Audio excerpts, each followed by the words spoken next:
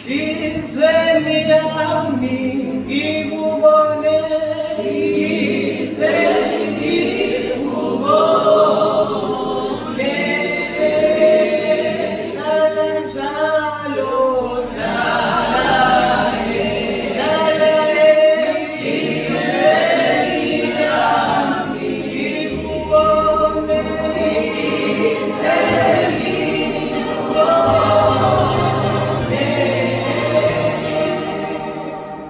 Jesu Kristu inkosi, Jesu Kristu inkosi, uJesu Kristu inkosi.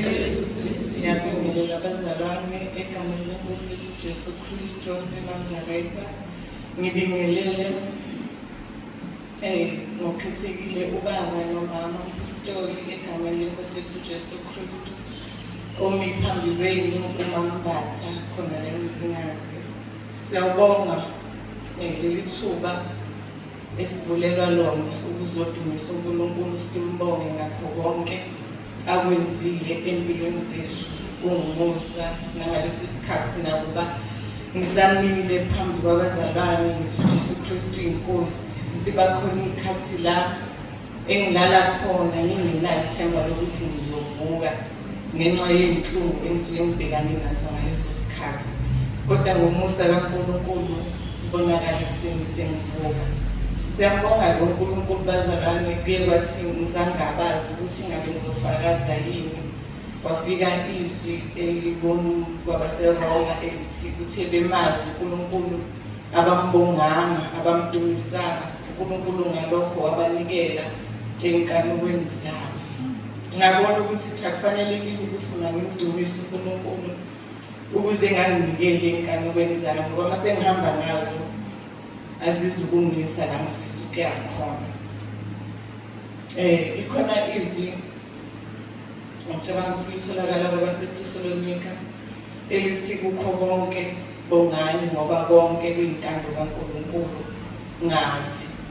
Siyambonga kakhulu lo uNkulunkulu bazalwane esangiduduza ngezwi elitholakala kuJobe, la uJobe 5 la lisho khona ukuthi babusisiwe labo abalaywa nguNkulunkulu ukuthi masithokozele ukuyala uNkulunkulu.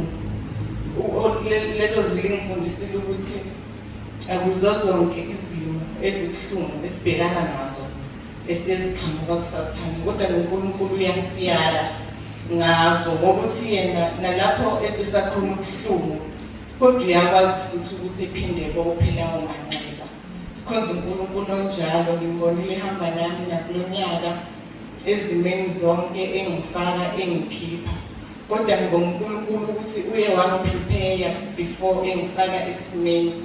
Kuye kwathi nje sengizongena esimeni wavusa umkhuleko phakathi kwaleli bandla. Singomama nje abambala siyahlangana njalo sikhuleke ndawonye. Kanti uNkulunkulu lungiselela mina ukuthi uzongifaka kulesi simo, ngizobadinga labo mama babeseduze kwami, ngizodinga futhi nomkhuleko wabo.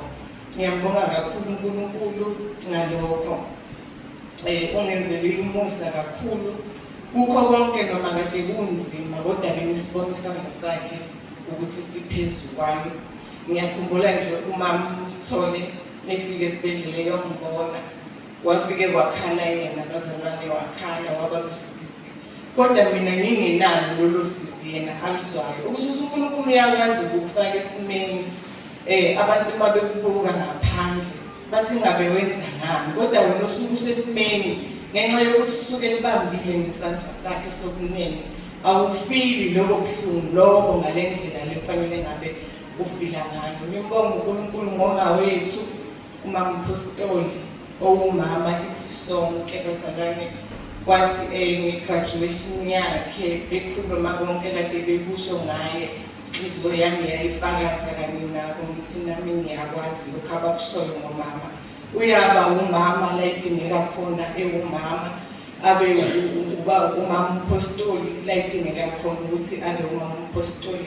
Engathi uNkulunkulu angasisiza abazalwane sibuke, singagcini ngokubuka kodwa sisike iphethini, asisize ngoba awukwazi ukuzenzela ukuthi ube njengomama umpostoli, ube nothando lokuthanda wonke umuntu uyakwanga ngisho noma uzibona kwanawe ukuthi cha ngifanelekile kodwa akugone umama uzizwe uwumntwana phansi kwekhwapha lakhe uyabadlula ngisho abazali bethu abaningi asilwazi lolo thando from abazali bethu.